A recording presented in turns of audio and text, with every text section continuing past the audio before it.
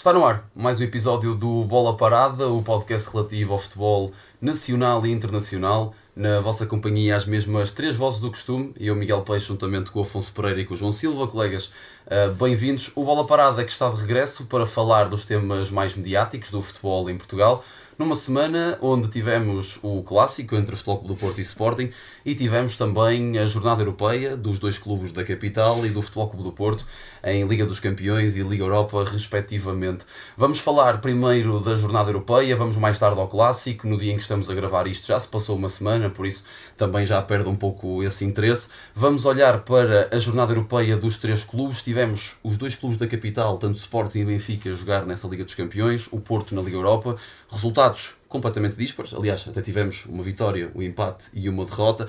Vamos começar pela vitória. A equipa portuguesa que jogou fora foi a equipa que foi mais feliz entre as três. O Benfica foi vencer o Mónaco ao Principado por 1-0. João, vou começar por ti. Um jogo do Benfica que nós anteriormente já tínhamos avisado que podia ser bastante complicado, mas que a equipa de Brunelage, depois do início, parece um pouco a frio, consegue controlar o jogo. O que é que achas? Acho que confirmou-se aquilo que tínhamos falado. Foi um jogo difícil para os encarnados, principalmente no início. O Mónaco entra se calhar mais forte no jogo, ali a ameaçar um bocadinho, mas acho que a história do jogo é o Benfica até superior ao Mónaco. 1-0 até, na minha opinião, acaba por ser se calhar até curto para o que o Benfica faz. Se calhar também podia ter feito mais após a expulsão. Mas pronto, acho que valeu a vitória, ainda por cima, fora de casa. Portanto, agora o próximo jogo será no Estádio da Luz. Portanto, acredito que Sim. a coisa estará bem encaminhada para o Benfica passar à próxima fase. E acho que salientar no jogo acaba por ser mesmo a exibição de Pavlidis, que agora tem começado a afirmar-se como ponta de lança, que se calhar todos estávamos à espera que ele fosse. Já não foi o primeiro jogo que ele faz uma boa exibição, já tem feito bons jogos. Os últimos jogos têm sido bons jogos com golos. 4 jogos seguidos com o melhor em campo, acho Pronto. eu. Acho que são 4. Sim. E, 3 para a Champions e 1 para o campeonato. Sim, se não me engano. certo. E pronto, está-se a começar a confirmar aquilo que todos achávamos. Começa a entrar mais nas contas dos adeptos. Acho que os adeptos agora começam a engraçar mais com ele. Mas no fundo acho que não é nada que não já não tivesse à espera, porque reconheço-lhe muito valor. Acho que todos já tínhamos falado sobre isso. Não era um avançado tal a fazer muitos golos, mas era muito importante para a equipa do Benfica, Sim. naquilo que eram os processos. E pronto, já todos sabemos que o mais importante, infelizmente, entre aspas, para um avançado é que o avançado tem que viver de golos. Se não fizer golos, todo o trabalho que é feito tirando os golos acaba por ser um bocadinho desvalorizado. E acho que era o caso de Pavlidis. Muita gente pedia a cabeça do grego só porque ele não estava a fazer golos, mas fazia grandes exibições. Portanto, agora acredito que estamos a começar a ver se calhar um caso sério do campeonato português ali na frente de ataque. Afonso, o que é que achaste? Eu até paro aqui só para lançar para a mesa um assunto. O Benfica acabou por ver Ausnes a sair lesionado, já se revelou que o norueguês está com dificuldades. Não é o primeiro, nem é o único. O Benfica agora tem somado algumas lesões importantes. Como é que acham que isso agora pode refletir para o futuro da época dos encarnados? Se quiseres fazer aí uma ponte. O Arnes acaba sempre por ser um jogador bastante importante na equipa do Benfica. É provavelmente o jogador mais polivalente que os encarnados têm. Joga a 8, pode jogar a 6, pode jogar até mais avançado, encostado à linha, como já jogou na primeira época, na primeira época com o Jorge Schmidt, e agora até acabou o jogo a lateral direito. Lá está, é um jogador bastante importante para a equipa do Bruno Lage e faz falta, mas também faz tanta falta como o Manu faz, como o Florentino também vai fazer para a segunda mão, porque levou cartão amarelo. Em relação ao jogo do Benfica com o Mónaco, como disseste e concordo, os primeiros 20 minutos foi mais disputado, mas a partir daí acho que o Benfica foi superior, mereceu a vitória. Fez falta marcar mais golos. Acho que falharam muito na questão da finalização. Um bom jogo de Pavlidis, um grande golo, golo à ponta de lança. Não o tenho como um matador, não tenho, se calhar até tenho mais como um avançado de apoio, um avançado de apoio do que um matador, mas neste momento está numa forma incrível. É o avançado em Portugal em melhor forma neste momento. Não estou a dizer que é o melhor, mas é o que está no melhor momento. Lá está, peca porque escassa o número de golos da vitória do Benfica. A finalização foi horrível, mas acaba sempre por ser uma vitória bastante justa, a 100% do Benfica. Sim. Eu, a pegarem no jogo do Benfica, eu acho que vocês já falaram um pouco de tudo. É um início de jogo mais forte do Mónaco e acho que foi ao encontro este jogo muito daquilo que o João já disse aqui há algumas semanas, que o Mónaco é uma equipa que depende muito da criatividade ofensiva e daquilo que os desequilibradores conseguem ou não fazer, e percebe-se que é o Mónaco que entra mais atrevido na partida, mas que depois foi sendo anulado por uma linha defensiva do Benfica forte, um Otamendi muito imponente, a fazer no dia de aniversário, certo? No dia de aniversário a fazer um excelente jogo, Pavlidis naturalmente a fazer também um grande jogo. Um bom jogo também de António Silva. Sim, toda a linha defensiva do Benfica parece-me que faz um jogo bastante interessante. Ainda assim, acho que o Pavlidis é muito perdulário, em algumas vezes, falha muitas vezes, tem oportunidades para fazer mais, mas também temos que lhe dar outro ponto que também criou para a equipa. Aquele lance, mesmo em cima do intervalo, que ele isola completamente o Álvaro Carreras, é um lance a Pavlidis. O que eu imaginava o Pavlidis a fazer, a receber dentro da área, roda sobre o defesa, espera, não entra ali naquele momento onde tu podes decidir mal, acaba por esperar, ver quem são os jogadores à descoberta e apanha Álvaro Carreras completamente solto do lado esquerdo, lança a bola. Eu acho que o passe saísse ali um bocadinho mais tenso, podia ter dado outra oportunidade, sai ali um pouco curto, o Carreras tenta finalizar, mas é um lance a Pavlidis e um pouco aí nessa questão do avançado de apoio. Eu gostava até de realçar essa questão ali a falta de ambição do Benfica no final. Acho que a equipa dos encarnados podia ter tentado ser mais ofensivo. Estás a vencer 1-0 contra uma equipa que já está em desvantagem numérica e desvantagem no marcador.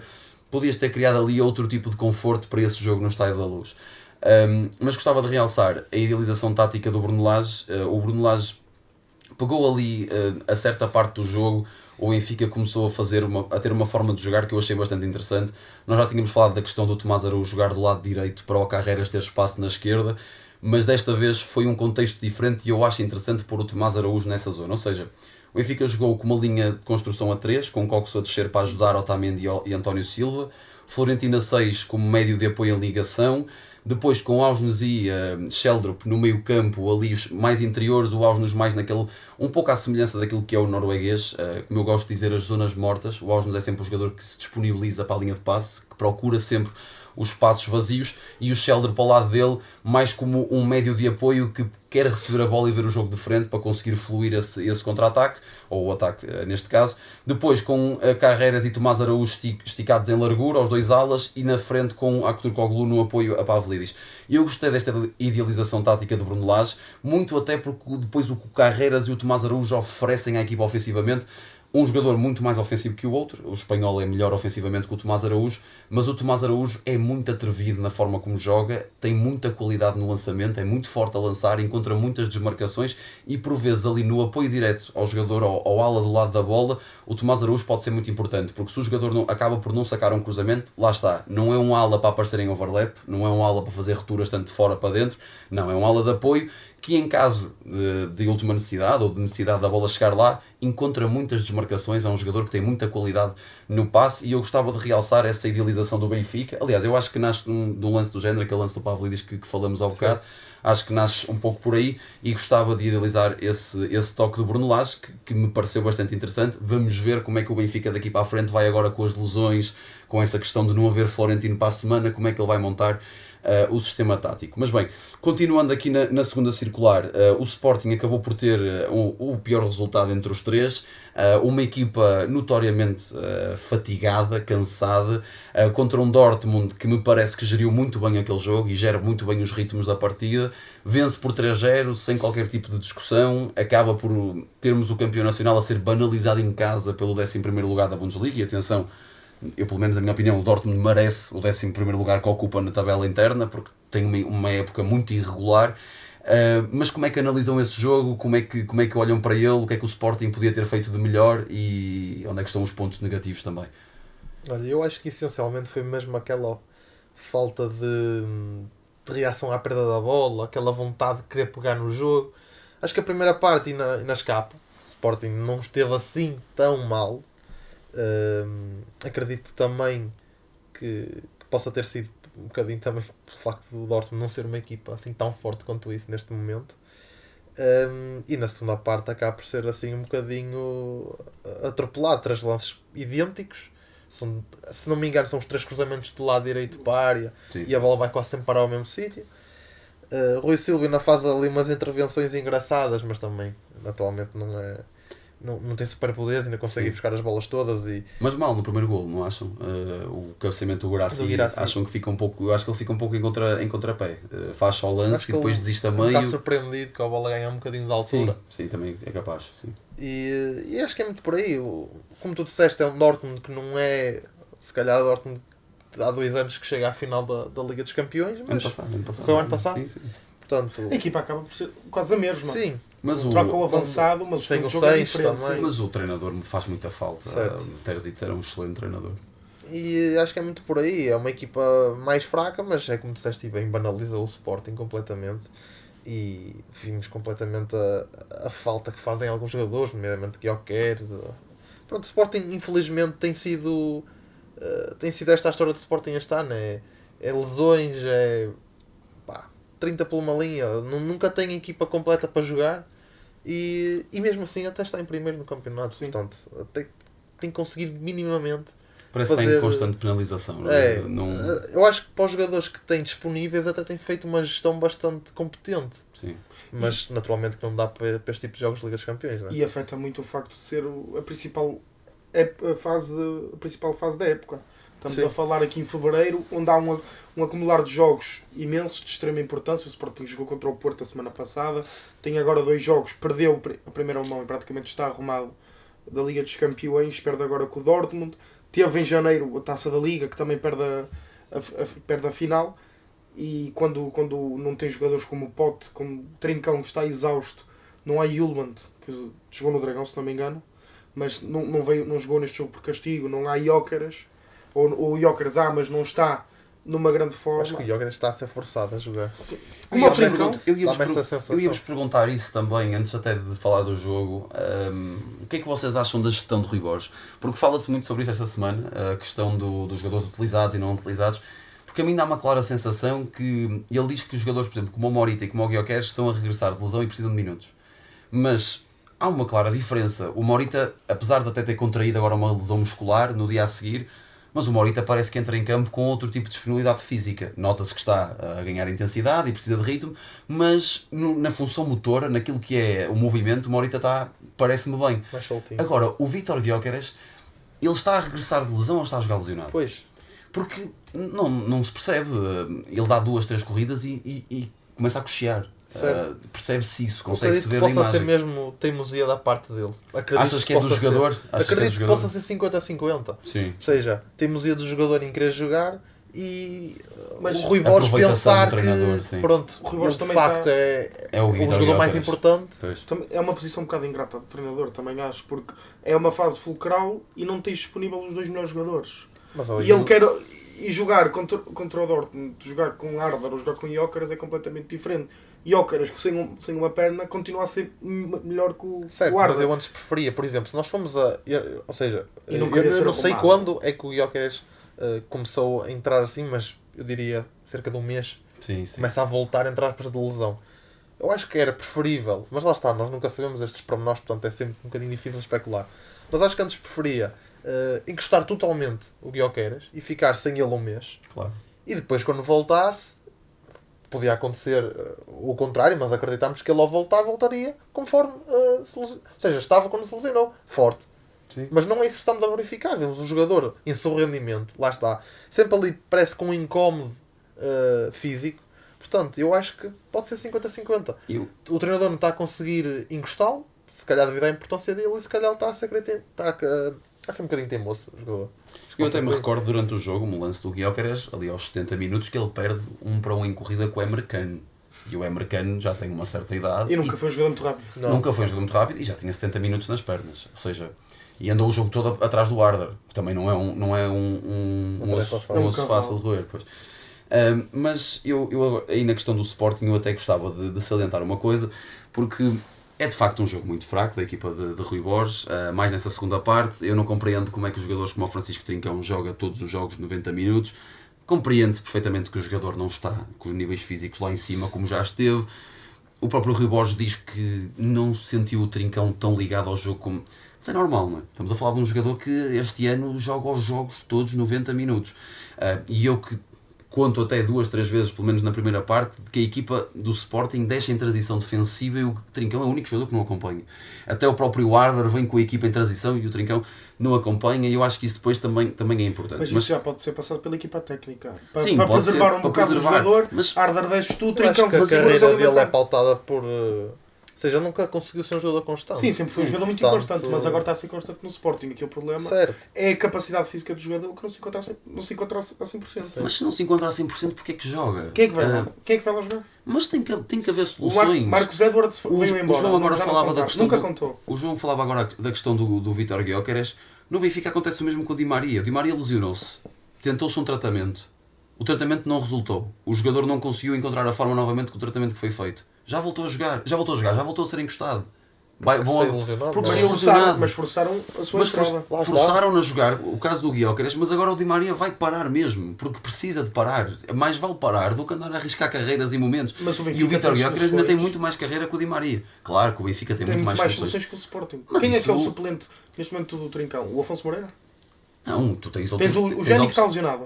Tens o Géni, tens o Daniel Kenda, O Bragança, próprio Maxi pode jogar o lá. próprio Maxi pode jogar Sim. lá. Tens que tentar variar, senão, porque senão assim não. O Sporting está sem Nuno Santos, que não joga este ano, Sim, mais. sem Está Pote. sem Pote, está sem o Gyökeres, o Morita agora. E é só. E é só. Assim, importante, já regressou o Inácio. Já regressou o Géni, Inácio. já disse o Géni. O Géni não disseste, o Géni também está lesionado. Quem é que são os extremos neste momento do Sporting? O Marcos Edwards saiu. Portanto, temos o Trincão, temos o Maxi, que não é um extremo, mas é um ala. Sim, tens Pode o fazer a posição. Giovanni Kenda, o Mas- próprio Arder pode jogar do lado esquerdo, o Trin- Daniel Bragança pode jogar como interior. Mas são jogadores completamente diferentes do Trincão. O Trincão é um desequilibrador. Sim, mas, Não tens um desequilibrador como ele. mas isso assim, Disponível. mas se nós formos olhar essa regra, os jogadores não descansam.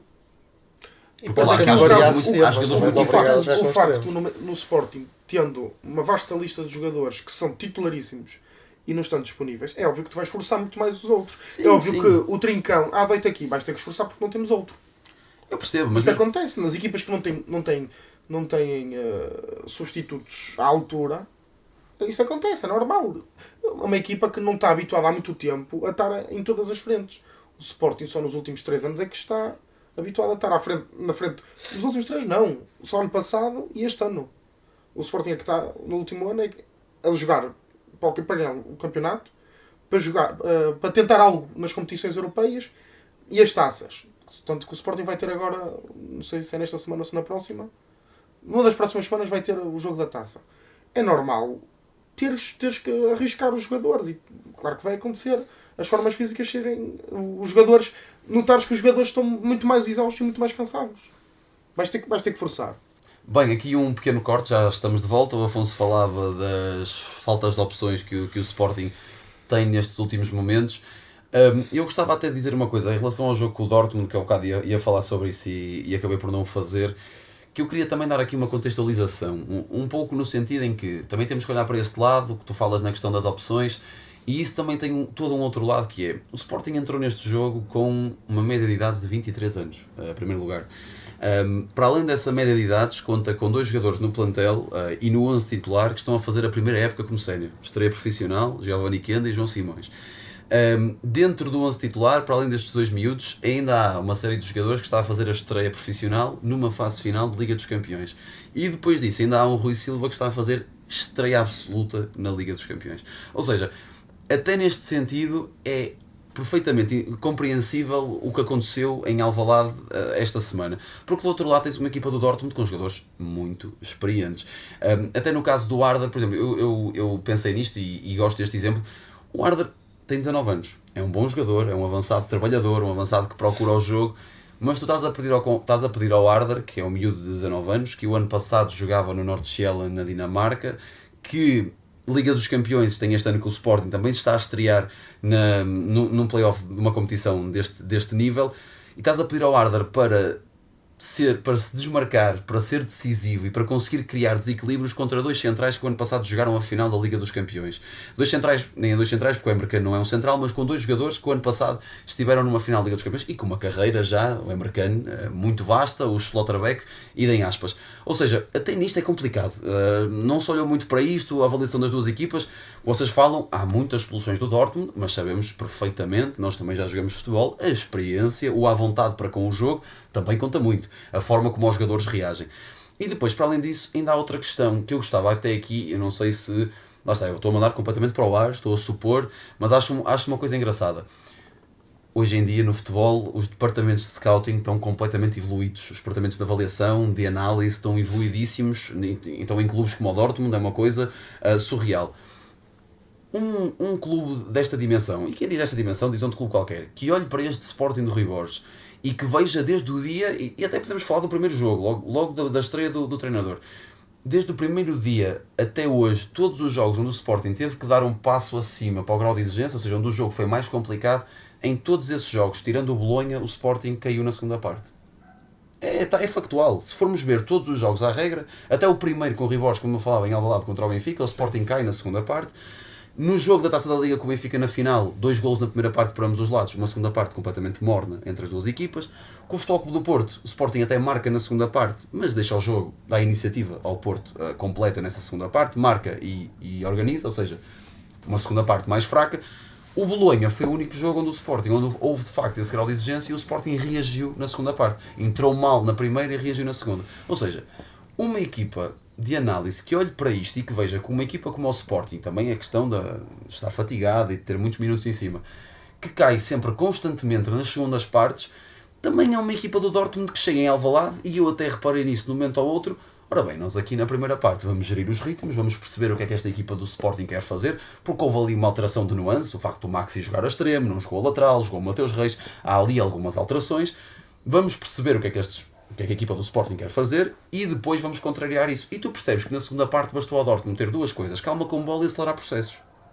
O Dortmund não precisou de mais nada. Cruzada da direita para a esquerda. E de cruzada da direita para a esquerda não precisou de mais nada. E depois, para além disso, na primeira parte, eu acho que o Dortmund até nem é tão incisivo na forma como contraria o Sporting, porque o Sporting consegue ali, de certa forma, meio que baralhar a pressão do Dortmund, porque não havia um terceiro elemento de construção definido. Não era o Debas que descia sempre na linha 2 para construir, linha 2 do Diomande e do Santos Justo, não era sempre o Debas que descia, umas vezes era o Desbast, outras vezes era o João Simões. Ou seja, esta falta de definição do terceiro elemento de construção baralhou a pressão do Dortmund. Só que depois, na segunda parte, tu notas que aquilo ali, um pouco de mais calma na forma como tu queres circular a bola e acelerar um ou outro processo mais criativo e ofensivo, aniquilou completamente a estrutura defensiva do Sporting. E depois, para além disso, desculpem, estou-me a alongar aqui um bocado, depois, para além disso, ainda há outra questão, que é a equipa dos Leões foi para campo, como tu até referiste, sem 2 dos melhores jogadores do campeonato, se não os 2 melhores jogadores do campeonato, top 5, 100%. Morten Hjulmand e Vítor Gyökeres. O teu campeão nacional, que não podes dizer que não foi por causa destes dois que foi campeão, porque também foi por causa destes dois que são muito importantes, e tu é nestes jogos que tu vês que, isto é a minha opinião, podem discordar, é nestes jogos que tu vês que Morten Hjulmand é muito mais importante no Sporting do que é Vítor Gyökeres.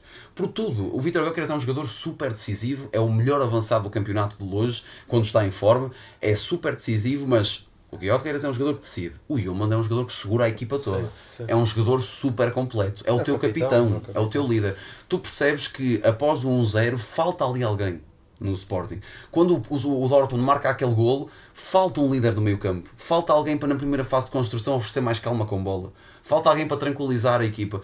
Por isso é que eu digo, é nestes jogos que tu entendes a importância de um capitão e de um jogador como o Hjulmand. Porque para além dessas questões todas, depois ainda há todos os detalhes defensivos e a ocupação de espaços que o Hjulmand dá a uma equipa. É o que eu digo, equilibra um todo, um jogador como Morten Hjulmand, e eu acho que se falou muito pouco sobre isso, sobre a falta que fez Hjulmand neste jogo contra o Sporting. Eu nem falo de Gyökeres porque o Arder é muito, muito trabalhador e anda por todo o lado, apesar de ter ali um outro apontamento que eu continuo a achar negativo. Nunca passa despercebido no jogo. Nunca passa despercebido e procura a bola e está sempre ao encontro da a mesma. Agora, o Yulman faz muita falta naquele meio campo, até no sentido que há bocado falámos do Otamendi, como foi importante com o Benfica. Jogadores líderes numa equipa são super importantes, como é o Otamendi, como foi o Pepe durante tantos anos no Porto, como foi o Coates no Sporting, e não estou a pôr o Coates nesse mesmo nível, porque Pepe e Otamendi são duas realidades completamente dispares daquilo que era Coates, mas são jogadores líderes e nestes jogos são muito importantes. E depois a questão da idade, como eu já falei, são 23 anos de média num jogo da Liga dos Campeões. Eu alonguei-me um bocado, desculpem, mas havia aqui um outro ponto que eu queria chegar.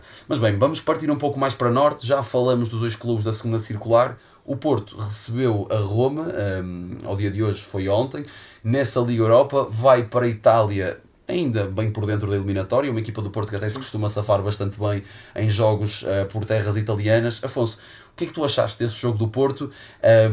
O que é que achaste principalmente de um pouco... O Porto faz 2 jogos de um grau de exigência elevado seguidos, um pouco dispares um entre o outro. Eu acho que o Porto foi melhor com o Sporting do que foi com a Roma. Sim. Como é que analisas esse jogo e o que é que achas que o Anselmi podia ter feito de diferente para contrariar os italianos? Achei o jogo do Porto muito sem sal, um jogo muito fraco do Porto agora contra a Roma no dia de ontem.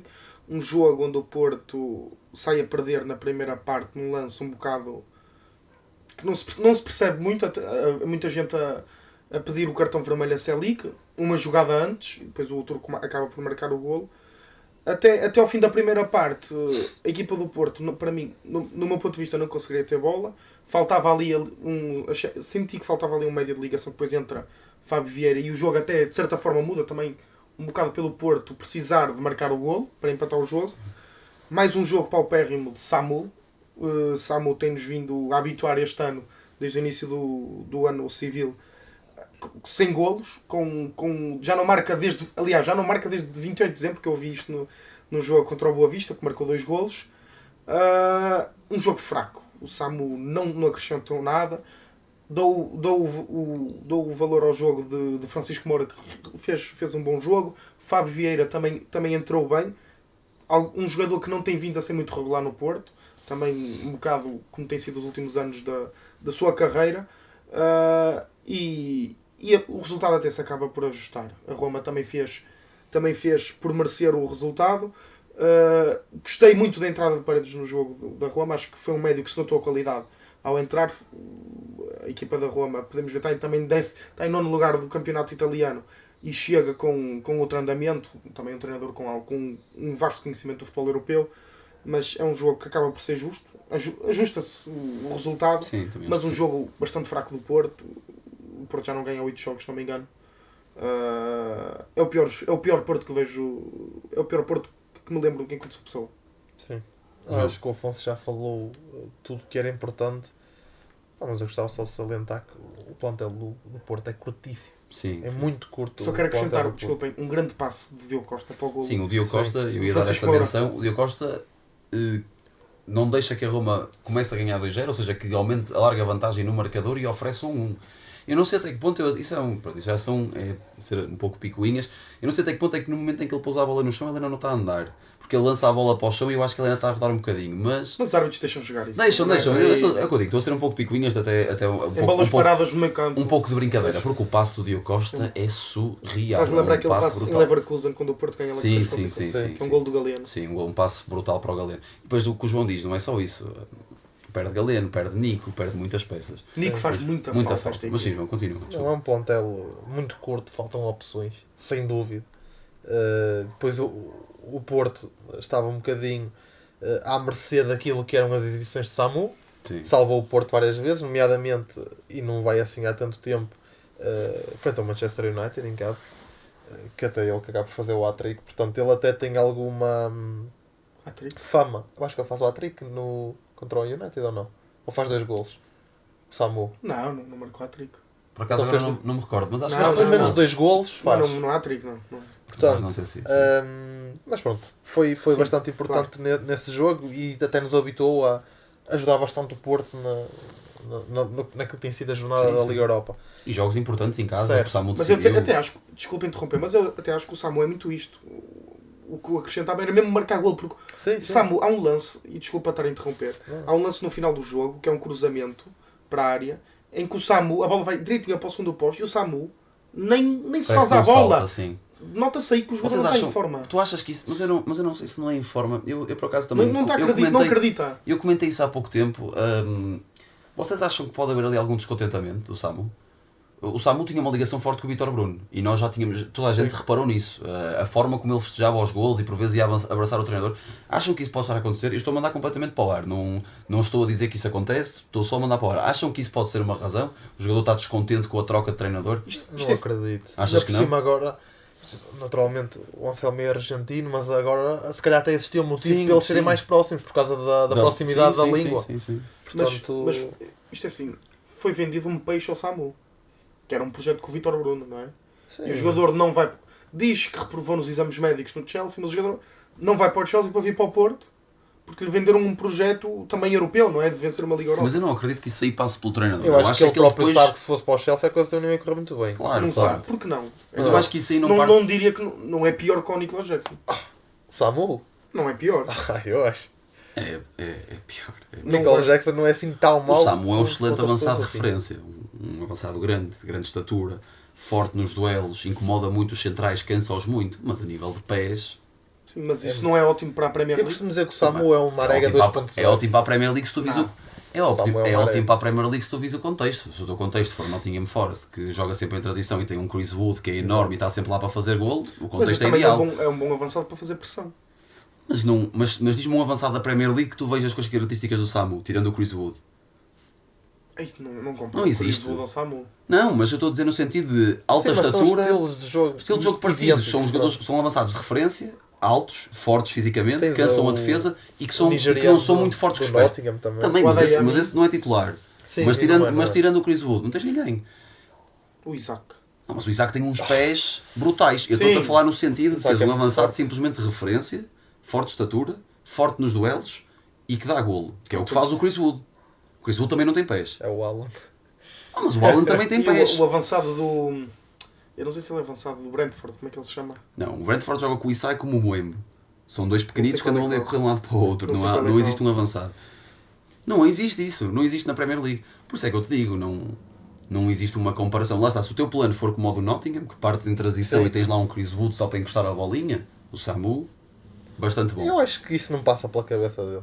Não, Nem- ia ser encostado. Eu nem acredito muito que ele Tens um até jogador como o João esteja Félix que não jogou. descontente. Um jogador como o Nkunku, que não é opção no Chelsea, vai ser o Samu. O Marco Guio é melhor que ele? Pá, o Marco eu não tenho assim tanto catálogo de exibições para te conseguir dizer isso, não vi. Mas o Nkunku, já vi muitos jogos do O Nkunku. Nkunku não é ponta de lança. Não é, calma, o Nkunku fartou-se de fazer golos no Leipzig a ponta de lança. Sim, É o segundo avançado. mais móvel, joga atrás. Sim, é mais móvel, é Sim. diferente. Mas, A isso, 10, vá. mas também se olharmos assim um pouco à regra, o Nicolas Jackson também não é bem um ponta Não de é, é um lança. falso- É é mais um jogador falso mais novo. novo também. Mais novo, mais de apoio, mais de ligação.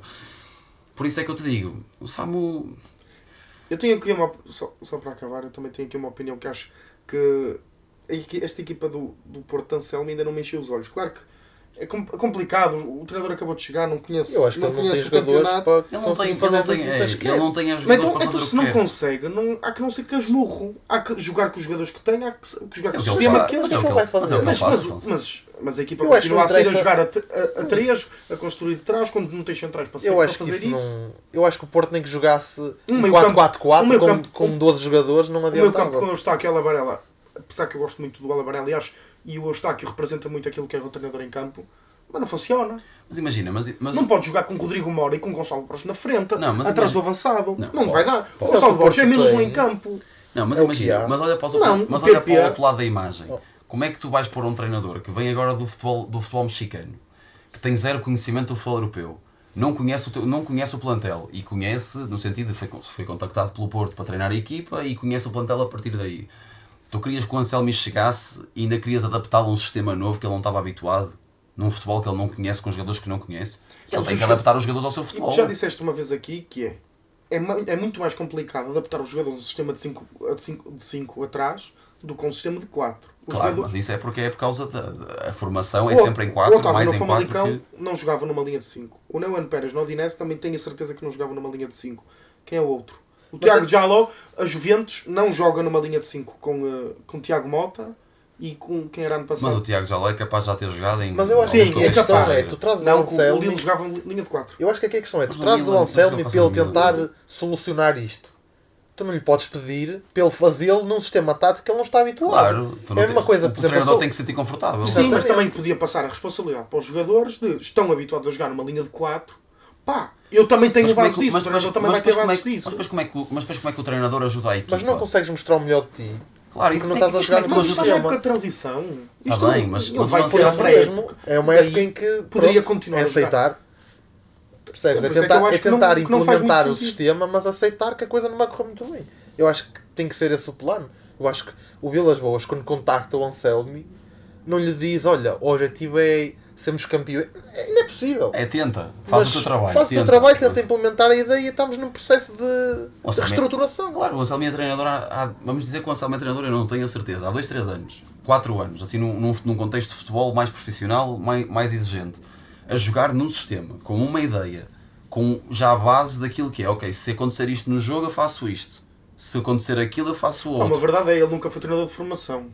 Não, Ele passa de observador para treinador principal. mas mesmo Mas já assim... tem um palmarés interessante. Claro, até. e tu não Sim, podes, sim, não e tu é não isso. podes pôr isso, não podes pôr isso a essa escala. Nunca vai ser tem que ser um treinador, tem que ser a equipa a adaptar-se ao treinador, não é o treinador que se adapta à equipa. O treinador é o cérebro da equipa.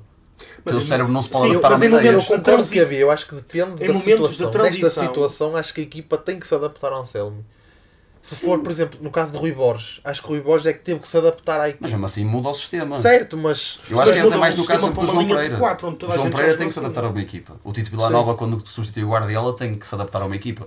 Eu acho que é mais nesse quando já existe um modelo muito fluido. E quando a tua ideia vai um bocadinho de encontro. Porque o Rui Borges vai de uma ideia completamente contrária à do Ruben Amorim. Pois. Percebes? É, Mas acho que é ele um bocado mudou por de uma aí. linha de 5 para uma linha de 4. É completamente diferente de mudar ao contrário. Claro, ao contrário, é muito mais Mas tem, difícil. uma equipa tem ali muitos processos. O Sporting ainda tem ali aquela... O Sporting ainda tem rotinas de Sim, jogo. E isso sim, é o que o Anselmi que eu acho interessante. O Porto não faz um jogo muito interessante ontem.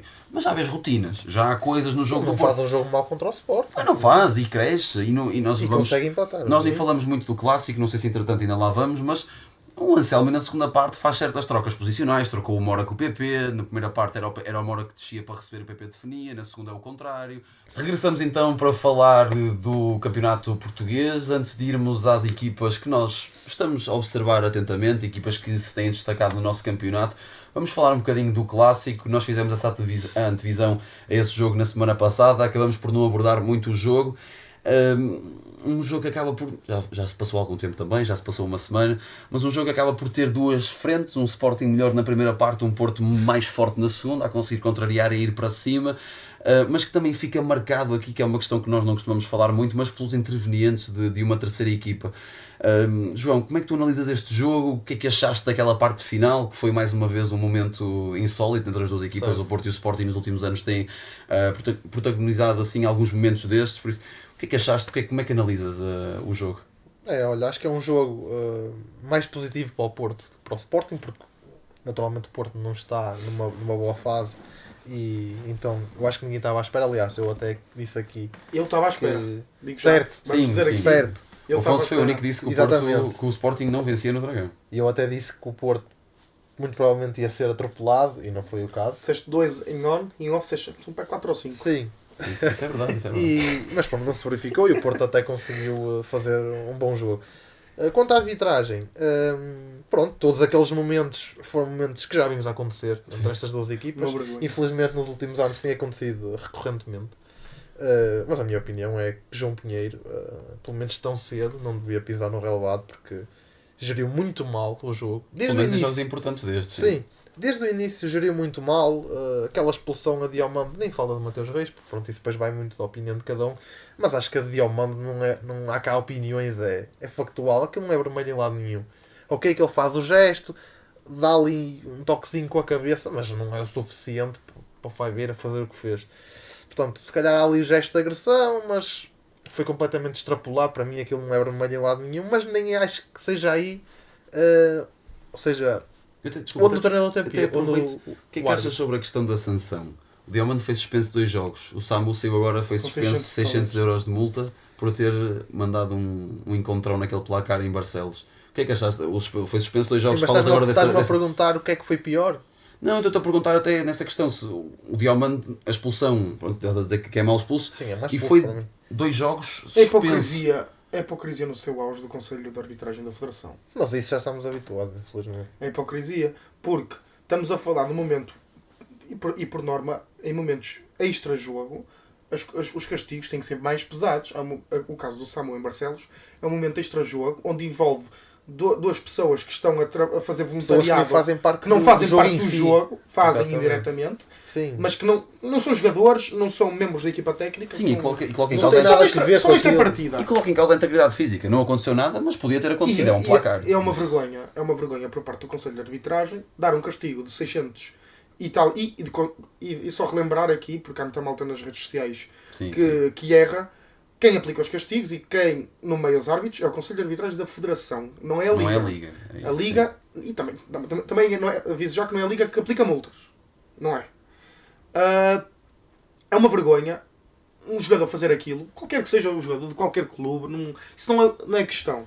Mas apanhar uma multa de 600 euros e depois tivemos aqui o caso O que ele ganha, que até é irrisório. no último fim de semana de o Diomande dar um chega para lá ao Fabieira porque deu Sim, e apanhar sim, 2 jogos é hipócrita, é uma hipocrisia, é incoerente. É isso, é incoerente. Sim. E também só queria, desculpem que quero acrescentar aqui, que tivemos o caso ontem no jogo no Dragão do Porto Roma. Eu vi muita gente a reclamar que o Célic devia ter sido expulso antes do lance do gol.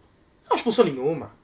E ele, a primeira polémica, não há, mas não Entrou há. aqui numa onda de arbitragem que isto Mas não foi, é, sim. mas não há. Porque a polémica é com o Salemakers. E levam bem, muito bem, os dois, cartão amarelo. Pronto.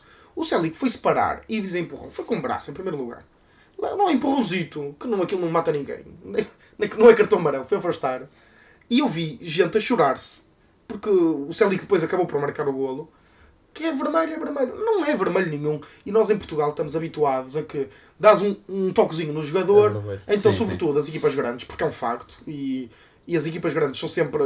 Se tiver que cair para um lado, tem que cair para o lado das equipas grandes. Sim. Estão habituados a que sejam beneficiadas. Chegam lá fora e corre mal. Sabes o que é que eu aconselho à malta? A malta devia começar a ir ver jogos da América Latina. Do Campeonato Brasileiro e do Campeonato Argentino. Que a malta ia aqui a perceber mesmo que lá é que há mesmo porrada.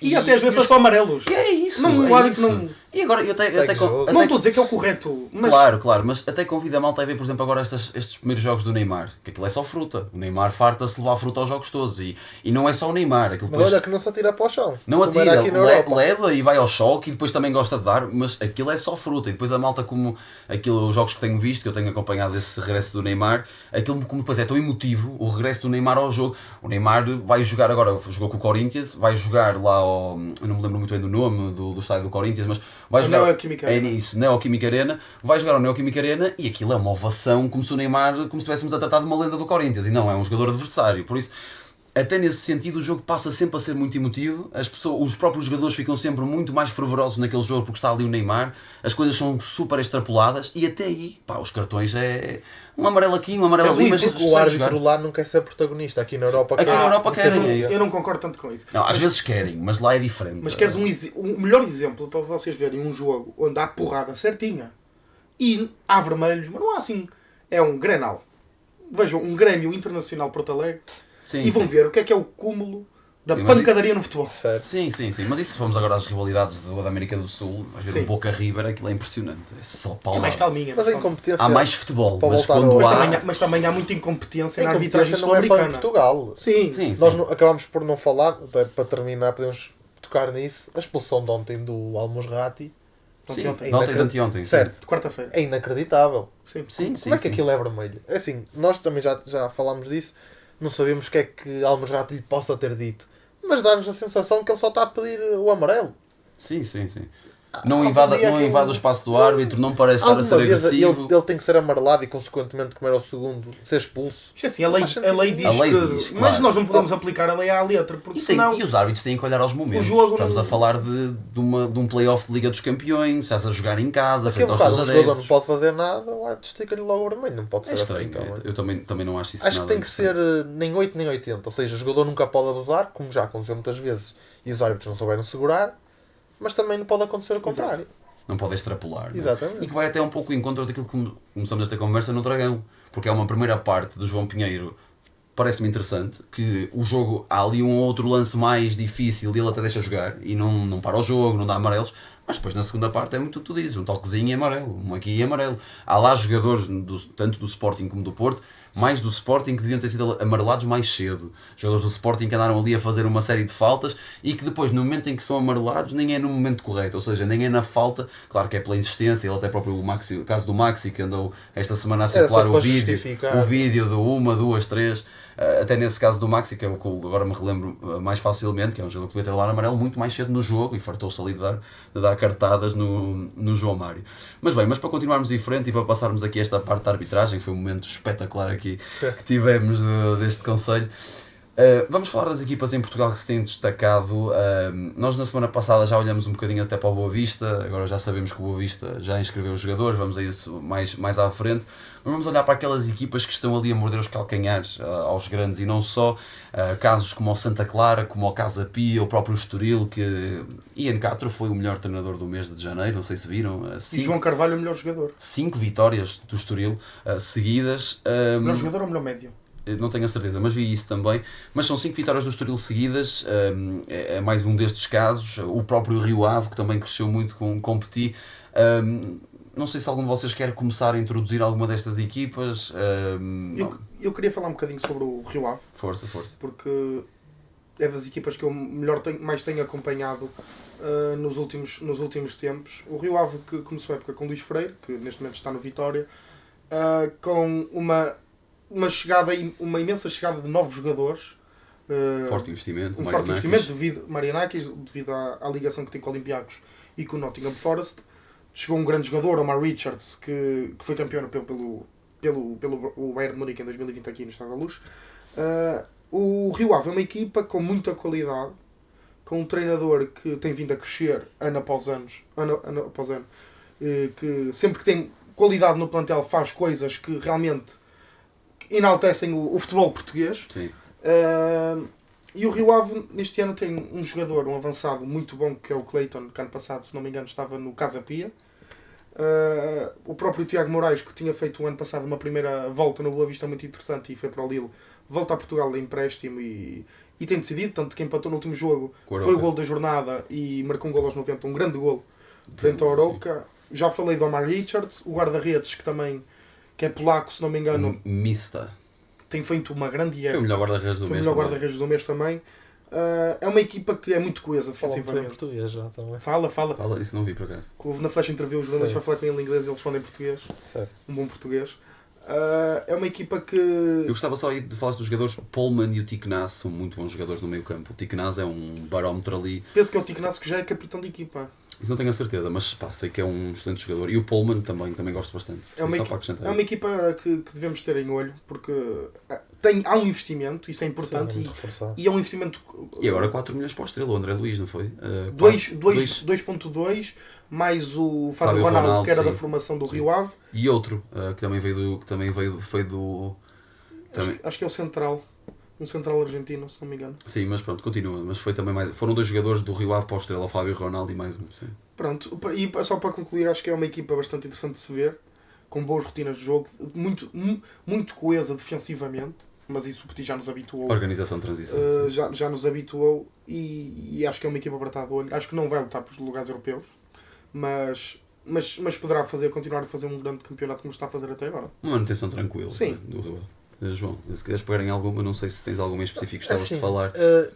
Eu diria que se calhar gostaria de pegar se calhar na equipa do Casa Pia, que também tem interessado bastante. Estás comigo nessa, sim. Ali se calhar um bocadinho a imagem daquilo que é o Rio Ave, o Casa Pia, se calhar um bocadinho mais acima o Santa Clara, mas acredito que já seja outro patamar relativamente a estes clubes que estamos a falar agora, porque Santa Clara neste momento... Casa Pia e Santa Clara, acho que estão ali os dois muito... não? Sim, mas o Santa Clara à frente, ou seja, o Santa Clara está em quinto, se não me engano. Sim. Só atrás do Braga? Está atrás do Braga, sim. O Santa Clara sim. Santa Clara sim. E depois está em sexto o Vitória. Sexto Casa Pia, sétimo Vitória. Pronto. Oitavo o Estoril. Ou nem sei se o Estoril já não ultrapassou o Vitória, por acaso com a vitória da última jornada. Estamos não a falar de 3 clubes, Santa Clara, Casa Pia e Rio Ave, com um investimento consistente e que tem dado resultados nos últimos anos. E que subiram à primeira não vai há muito tempo. O Rio Ave há muito tempo. Teve só um ano na segunda, mas ainda assim subiu há pouco tempo. E o Santa Clara também subiu ano passado. Sim. Não, mas o Casa Pia e Santa Clara sinto que são talvez as equipas de revelação deste campeonato. Equipas que se calhar não estávamos à espera, principalmente o Santa Clara, que estivessem a fazer o campeonato que estão. O Casa Pia com um treinador bastante interessante, mas vou dar a oportunidade para tu falares disso, porque fizeste o estudo todo. O trabalho de casa.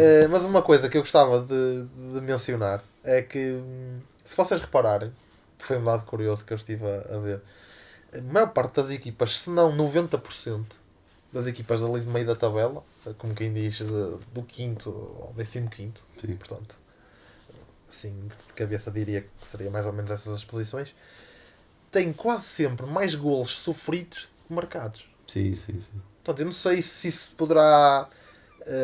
Eu acho que isso justifica um pouco a discrepância que há de qualidade dos primeiros 5 para o resto. Porque isso depois dá a sensação de que há algum equilíbrio entre as equipas ali de meio da tabela, só que quando jogam contra os grandes são cilindrados. Porque estes Casa Pias e estes Santa Claras são equipas muito fortes, mas são equipas que são muito fortes no contexto de campeonato, mas que depois, se for preciso, vão jogar à Luz, ao Dragão e ao Alvalade e levam 4-0. Pois. É um bocado por aí. Faz lembrar muitas equipas do Vasco Seara.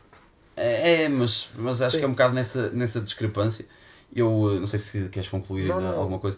Eu gosto muito destas duas equipas, acho que são equipas muito interessantes. Gosto muito agora deste Estoril de Ian Capter também, e dar um apreço e uma palavra à direção do Estoril por ter aguentado o treinador escocês, porque houve aí no início da época muita falatória sobre a possível saída do treinador, que não andavam a gostar. Aguentaram o processo, aguentaram o treinador e aquilo está a correr bem. Deixaram aos escoceses ter tempo, deixaram de ter os reforços que queria agora em janeiro, conseguiu reforçar a maneira que fizeram regressar o Guitano, que é um jogador muito importante, com uma qualidade que não é para estar no banco do Sporting Clube de Braga. O avançado chegou agora em janeiro ou já estava desde o início do ano? Que marcou os 2 gols agora ao Boa Vista. Por acaso não tenho a Que certeza. é muito bom avançado. Também é um estudante avançado, sim senhor. Mas eu olho até mais para este Santa Clara e Casa Pia, aqui dar este apreço ao Estoril. Posso até fazermos aqui uma semelhança. Ao Estoril e o Casa Pia são muito parecidos em alguns pontos. A idealização tática é muito parecida, ou seja, o ala esquerdo de ambas as equipas, Leonardo Lelo no Casa Pia e Pedro Amaral no Estoril, são alas esquerdos mais defensivos. Do lado direito, tanto no Casa Pia como no Estoril, o Larrazabal e o Walter Pina, Wendel Pina, está-me a falhar, Wendel Pina, são jogadores mais ofensivos. Ou seja, há aqui uma variante tática nos dois lados, onde os alas preenchem espaços diferentes, um vai mais à frente, o outro fica mais descaído para completar a defesa, na forma de criação e na forma da equipa ligar. Mas depois eu gostava de realçar a construção de plantel que João Pereira faz no Casa Pia. O Casa Pia é uma equipa que perde agora 2 jogadores importantes, tanto o Benny Moquendo como o Segovia no meio campo, mas é uma equipa que está muito bem estruturada pelo treinador e que, se nós olharmos peça a peça, há ali pontos muito importantes. Só o facto da defesa, tens um jogador como José Fonte no meio da defesa, que é um central experientíssimo, fisicamente muito longe do que nos já apresentou, mas depois ao lado dele, 40 anos. mas depois ao lado dele tens 2 jogadores muito fortes fisicamente, muito disponíveis, de forte estatura, que é o João Goulart e o Kluivert. Ou seja, logo aí já tens um bom enquadramento tático. Um jogador como o José Fonte no meio, com 2 cavalos autênticos físicos defensivos ao lado dele. Depois tens o Leonardo Del de um lado, Larrazabal do outro. Alas completamente diferentes que preenchem lados diferentes. Na frente também vês isso a acontecer. Livolan com o ponta de lança, está-me a falhar o nome Cassiano. agora, o Cassiano. O Livolan com o Cassiano fazem mais o trabalho na frente, com o Livolan a descair um pouco para dentro para dar a ala ao Arrasabal, e o Livolan tem muita qualidade com o pé e no espaço interior. E depois do outro lado, como o Leonardo Lelo está mais baixo, há um espaço para um menino brilhar, que é o Nuno Moreira, que joga muito à bola e que tem esse corredor esquerdo todo para ele, porque existe essa diferença. O Larrazabal sobe pela direita, o Leonardo Lelo desce na esquerda e há o espaço para o Nuno Moreira depois pegar no jogo na esquerda. Do lado do Santa Clara, eu gosto muito, mas acho que há ali uma coisa que também temos que ser, não é muito atrativo o futebol do Santa Clara. O Vasco Matos é muito organizado defensivamente, muitos detalhes. É eficiente. O Santa Clara, eu tive a ler isso, estive a ver isso, tirando os 3 grandes e o Vitória, é a equipa que concede menos oportunidades na Liga, oportunidades de perigo, ou seja, é uma equipa muito organizada defensivamente e também muito à semelhança do Rio Ave, depois parte bem em transição, tem ali jogadores muito interessantes para o efeito. O MT para mim é um jogador zaço, tanto joga na linha de 3 a defender como joga na ala. O MT eu já tinha falado dele aqui, acho eu, noutros episódios. É um jogador de enorme qualidade e depois há ali outros que mais tarde ou mais cedo vão dar esse salto. O Gabriel Silva também é um excelente jogador. O Diego Kalila também vai encontrando o seu espaço, um jogador que tem formação Benfica, se não me engano, passou pelo... Diogo Kalila, sim. Também passou pelo Benfica, tem pelo Belenenses também, é um jogador que também é interessante, também tem crescido neste plantel. Mas bem, para terminar, não sei se vocês querem falar, eu dei aqui um pequeno toque aqui de alguns pontos táticos das duas equipas, mas para terminar, acho que podíamos ir ao nosso lanterninha, o Boa Vista, que nós temos pegado de vez em quando.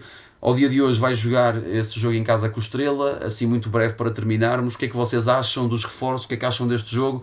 Vamos ter aqui a mudança de página, assim muito brevemente, João Afonso, o que é que vocês acham? Infelizmente acho que não vai ser suficiente para manter o Boa Vista na primeira divisão. Espero estar errado para o bem do campeonato, porque acho que Faz Boa falta Vista- o Boa Vista. Boa Mais Vista- vale ter Boa Vistas do que Casa Pias, digo eu. Boa Vista descer de divisão. Não contra a forma de jogar, Sim. porque o Casa Pias Contra o joga projeto, muito contra o bem. projeto, sim. Sim, mas é uma equipa. Mas são clubes sem dimensão. É um grande em Portugal. O Do Boa Vista Joaquim é, do sim. Euro, Boa Vista. Massa adepta. Aliás, na primeira divisão, neste momento, fora os três grandes, é o único campeão nacional. Portanto, mas infelizmente acho que não vai ser suficiente porque são jogadores com muita qualidade. Estamos a falar de Corzal e de Van Ginkel, Sim, mas naturalmente não tem o ritmo que tinham noutra hora. Noutra altura. É a sim. mesma coisa que ir buscar, por exemplo, agora o Seedorf, naturalmente que não vai jogar Sim. como jogava nos seus tempos de Milan. Como foi o Sidorf quando foi para o Botafogo? Certo. Desta Fez uma agora grande exemplo- época. Fez uma grande época no Botafogo, fez uma digo já. grande época, é verdade, é Isto verdade. Seedorf foi dar um exemplo. Foste Portanto, buscar ali mesmo aquela... são jogadores que já não têm ritmo. Sim, sim. Portanto, se calhar o com mais ritmo até acaba por ser o Steven Vitória, Sim. mas Sim. ainda assim, vamos ver. Afonso, Eu não tu- concordo com o João, eu acho Muito que, rápido, que estamos a eu ficar acho sem que tempo. pelo menos o Boa Vista vai jogar o play-off. Acho que o Boa Vista vai dar a volta. É um clube com uma massa associativa, não é tão grande como a Vitória, mas é bastante apaixonada também. É um histórico. Eu E acho que esse mais que um ajuda. grande é um histórico. Isso ajuda muito. O fator Bessa vai ajudar, as deslocações fora também vão ajudar. E acho que o Boa Vista vai conseguir, com muita dificuldade, mas vai conseguir a manutenção na primeira divisão. Muito bem, vamos ficar então à espera para saber disso na próxima semana. Da nossa parte vai ser tudo. Já sabem que podem nos acompanhar em todas as redes sociais. Um abraço, até para a semana.